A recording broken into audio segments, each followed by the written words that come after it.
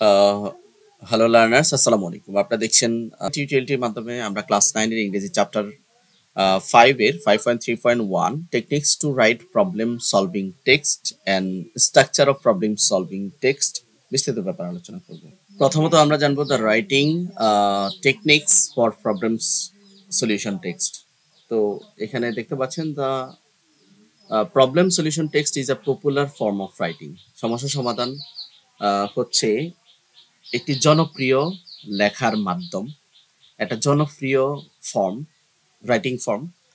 Here the writer first describe or discuss problem. এখানে প্রথমত লেখক কি করে, সমস্যা সমাধান করে, পরবর্তীতে convince the reader two care about it and finally suggested solution. মানে রিডারকে কনভিন্স করে সম্ভাব্য সমাধান খুঁজতে, পরবর্তীতে সমাধান সাজেস্ট করা হয়। A good problem solution text suggests one or some well-explained solutions to solve the problem. একটা ভালো সমস্যার সমাধান পাঠ কি করে, এক বা একাধিক ভালো ভাবে কি করে নোট এক্সপ্লেইন করে বা ব্যাখ্যা করে যাতে এই সমস্যাটা সমাধান করা যায়। In this type of writing, the focus is equally on both problem and solutions. এই ধরনের প্রবলেম সলভিং টেক্সটে মানে সমভাবে যেমন সমস্যা খুঁজে পেতে ফোকাস করা হয়, তেমনি সমাধান করতেও ফোকাস করা হয়। নাও at the following structures that will help you to write a well constructed problem solution text. চলো আমরা স্ট্রাকচার দেখি অ্যাকচুয়ালি একটা প্রবলেম সলভিং টেক্সটের ওয়েল স্ট্রাকচারটা কি হবে বা কনস্ট্রাকশনটা কি হবে। তো structure of problem solving text, আমরা বিশেষ করে এই চ্যাপ্টারে আমরা প্রবলেম সলভিং টেক্সট কিভাবে লিখতে হয় সেটা জানবো। প্রথমত আমাদের ইন্ট্রোডাকশন দিতে হবে, সেই ইন্ট্রোডাকশনের মধ্যে প্যারাফ্রেজ থাকবে, given problem and write one key cause and related solutions, এটা থাকবে ইন্ট্রোডাকশনে। দ্বিতীয়ত হচ্ছে মেইন বডি প্যারাগ্রাফ। এখানে মেইন বডি প্যারাগ্রাফ ওয়ানে থাকবে কজ, এখানে different causes using different paragraphs.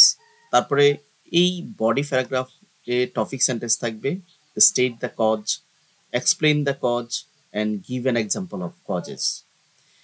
এবং মেইন বডি প্যারাগ্রাফ 2 তে থাকবে solution, and you can write different solutions using different paragraphs. এখানে টপিক সেন্টেন্স থাকবে, state the solutions, explain the solutions and give an example of solutions. সর্বশেষ থাকবে conclusion, কনক্লুশনে থাকবে summarise the কি point, whole কি পয়েন্টটা সামারাইজ করবে। এই হচ্ছে স্ট্রাকচার অফ প্রবলেম সলভিং এর যে ফরম্যাট সেটা। এরপর যে আমরা 3 স্টেপস টু প্ল্যান ইউর এসে, তুমি একটা প্রবলেম সলভিং এসে লিখতে গেলে অবশ্যই 3টা স্টেপ ফলো করতে হবে। সেই 3টে স্টেপের মধ্যে নাম্বার 1 হচ্ছে analyse the question. This is an important steps in the planning the writing. এই ধরনের লেখা লিখতে 3টা স্টেপ, মানে this is an important steps, এটা খুব গুরুত্বপূর্ণ একটা স্টেপস এই ধরনের লেখা লিখতে। Here we need to read questions carefully and identify the topics. এখানে আমরা কিছু কোশ্চেন পড়বো কেয়ারফুলি এবং বিভিন্ন টপিকস আইডেন্টিফাই করব। আদার কিওয়ার্ড, পরবর্তী কিছু কিওয়ার্ড নিব। Finally instructions word in the questions to be focused, কিছু ইনস্ট্রাকশন ওয়ার্ড নিব। What the question asks to write. যাই হোক, এখানে বলছে যে টপিক ওয়ার্ড আর what the question is about. We will find the statement part of the question. In this question, এখানে একটা কোশ্চেন আমরা পাচ্ছি যে student are losing interest in the attending school. শিক্ষার্থীরা স্কুলে উপস্থিত হওয়াটা থেকে ডিমোটিভেট হচ্ছে। What do you think the cause are, তুমি কি মনে করো কেন শিক্ষার্থীরা স্কুলে আসাটা ডিসইন্টারেস্ট ফিল করছে, তারা কেন ইন্টারেস্ট হারাচ্ছে। What the solution can suggest, এটা হচ্ছে কোশ্চেন। এরপর এখানে টপিক ওয়ার্ড হচ্ছে লুজিং ইন্টারেস্ট। তারপর হচ্ছে এখানে বলছে যে আমাদের কিওয়ার্ড হচ্ছে স্টুডেন্ট অ্যান্ড অ্যাটেন্ডিং স্কুল। ঠিক আছে, if you analyse the instructions word we will find out we have to write the cause and solutions of the problem. যখন তুমি ইনস্ট্রাকশন ওয়ার্ডটা পেয়ে যাবে তখন তুমি বিভিন্ন ধরনের কারণ, বিভিন্ন ধরনের সমস্যা সলিউশনগুলা করতে পারবে বিভিন্ন সমস্যার। Why the students are losing interest in attending school, প্রথমত কেন শিক্ষার্থীরা স্কুলে আসতে চায় না, and so analyzing all these three things will help you to assess relevant link the questions, এবং এই তিনটা স্ট্র্যাটেজি তোমাকে হেল্প করবে কোশ্চেনের রিলিভেন্ট ইনফরমেশন লিঙ্ক করতে। 2 নাম্বার যে স্ট্র্যাটেজি সেটা হচ্ছে জেনারেট আইডিয়া। এই ধরনের লেখা লিখতে আমাদের অবশ্যই আইডিয়া জেনারেট করতে হবে। We have to generate some ideas two right এসে। এই এসে লেখার জন্য কিছু আইডিয়া জেনারেট করতে হবে। And one way we can do this by simple asking ourselves cause the problem. এই সমস্যাগুলো কি, সমস্যাটার কারণগুলো কি, এগুলা জিজ্ঞেস করে and instantly come to our mind, যেগুলো আমাদের মনে আসে, and write down all the possible solutions. পরবর্তীতে এই কারণগুলোর পসিবল সলিউশনগুলা নির্ধারণ করা। ফর এক্সাম্পল এখানে বলছি if you think about the causes and the solutions of the problem, তো why the students are losing interest in attending schools. এটা এই কারণগুলা কিভাবে হতে পারে, কারণ কি হতে পারে, এখানে প্রথমে এই যে কজেস অফ লুজিং ইন্টারেস্ট এরকম এখানে বুঝিয়েছে যে লোয়েস্ট টিচার স্টুডেন্ট রেশিও, শিক্ষার্থীদের থেকে মানে শিক্ষার্থী অনেক বেশি, টিচার সংখ্যা অনেক কম। তো এটার সলিউশন কি, increasing student participation in the classroom activities by using the pair or group work. আমরা জানি বড় ক্লাসরুমের মেনটেন করতে হলে শিক্ষার্থীদেরকে এঙ্গেজ করতে হয় পাঠে বা বিভিন্ন অ্যাক্টিভিটিসে। তারপরে সমস্যা কি, লং আওয়ার ক্লাস, লম্বা সময় ধরে ক্লাস হওয়া। তো এটার সমাধান কি, arranging co curricular activities like game, drawing and recitation. এই ধরনের কো কারিকুলার অ্যাক্টিভিটিসে শিক্ষার্থীরা লম্বা সময় ধরে থাকতে পারে। তারপর হচ্ছে ফিয়ার অফ ফেইলর, মানে ভয়, ব্যর্থতার ভয়, কারণ পরীক্ষা দিলে যদি ফেল করে সেই ভয়। তো এটা সমাধান কি, motivating students to accept failures in positive way. তো এইভাবে আমরা কি করতে পারি, এই যে আইডিয়া জেনারেট করে লিস্টিং করতে পারি একটা এসে লেখার ফ্রি প্ল্যান হিসাবে। পরবর্তীতে বলছে আইডেন্টিফাই ভোকাবুলারি। আমাদেরকে এসে লিখতে হলে, প্রবলেম সলভিং এসে লিখতে হলে আইডেন্টিফাই ভোকাবুলারি, মানে ভোকাবুলারি আইডেন্টিফাই করতে হবে। যেমন এখানে বলছে জট ডাউন সাম ভোকাবুলারি, কিছু জট ডাউন, কিছু ভোকাবুলারি কুইকলি লিখে ফেলতে হবে, comes to our mind as we already found the causes and their solutions. We'll write about the strategy will save us having stops thinking of the appropriate language while we write the example. এই পর্যায়ে আমরা জানবো যেমন appropriate ভোকাবুলারির মধ্যে আমরা কি করতে পারি। এখানে যেমন এখানে আমরা নিতে পারি লেক অফ মোটিভেশন, আনসাকসেসফুল, তারপরে অ্যাট্রাকটিভ অ্যাক্টিভিটি, পার্টিসিপেশনস অ্যান্ড অ্যাটেনশনস। এই পর্যায়ে এক্সাম্পল অফ প্রবলেম সলভিং এসে, একটা প্র্যাকটিক্যাল প্রবলেম সলভিং এসের কিভাবে লিখতে হয় এখানে আমরা দেখাচ্ছি। আমরা ধরে নিলাম আমাদের আজকের এসের বিষয় হচ্ছে students are losing interest in the attending schools. এখানে বলছে what do you think the cause and what the solution you suggest.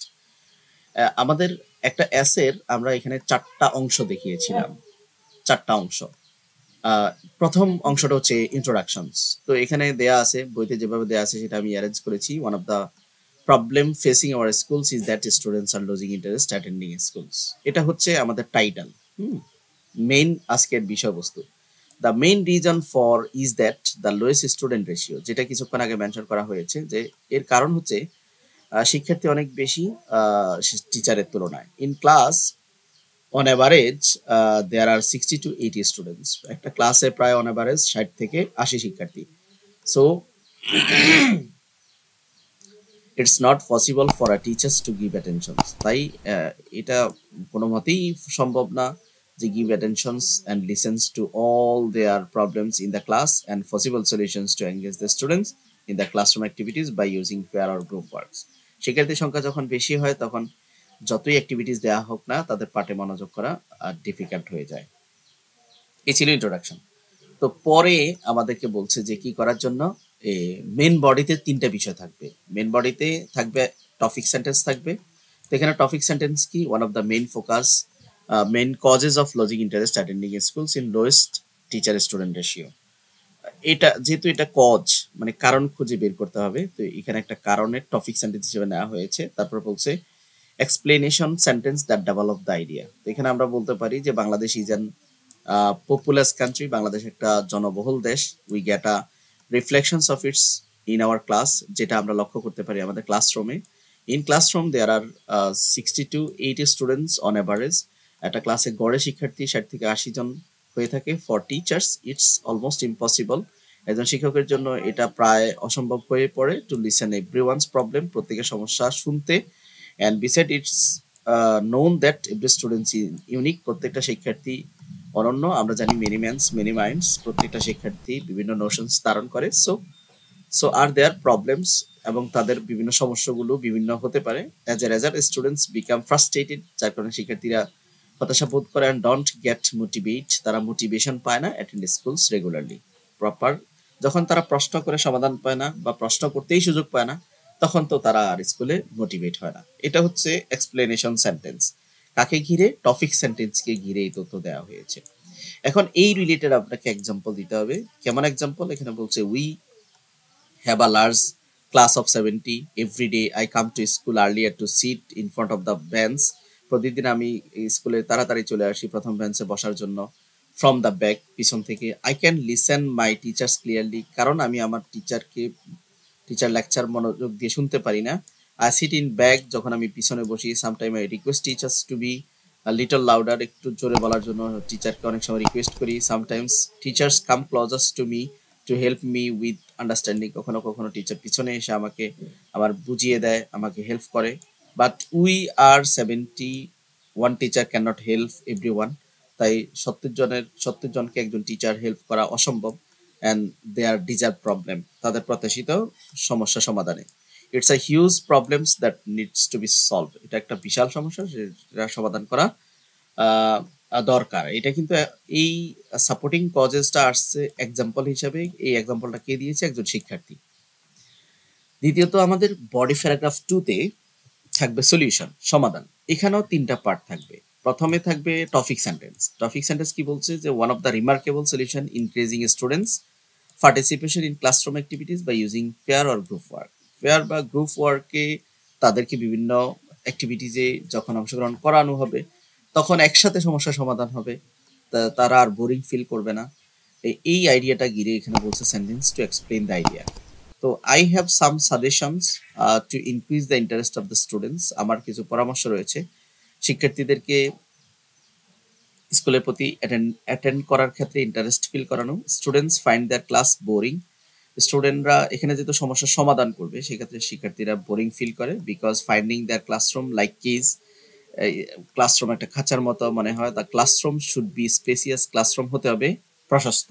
Beside the teacher have to be more careful, শিক্ষকরা অনেক কেয়ারফুল হবে অ্যান্ড হেল্পফুল হবে।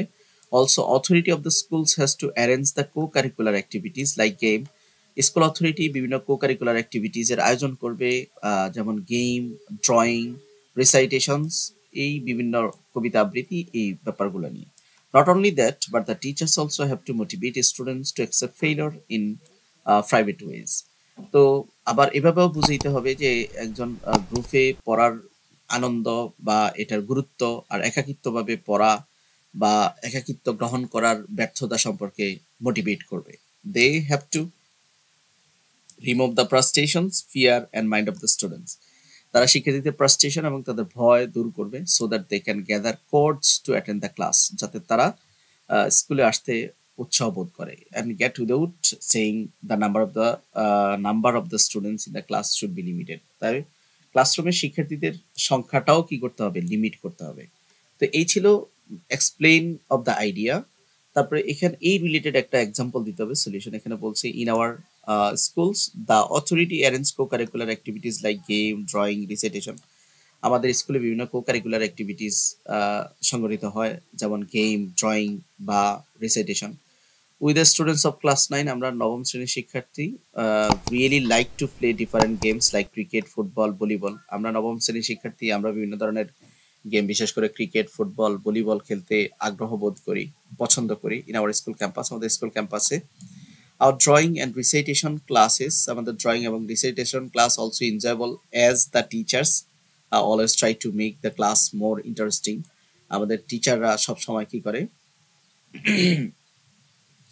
আমাদেরকে আনন্দ উৎসাহ দেওয়ার চেষ্টা করে, আমাদেরকে মোটিভেট করার চেষ্টা করে। That's why we all like to draw, recite very much and always try to attend the class. তাই আমরা ক্লাসের প্রতি আম মনোযোগী হই এবং ক্লাসে আসতে আগ্রহ বোধ করি।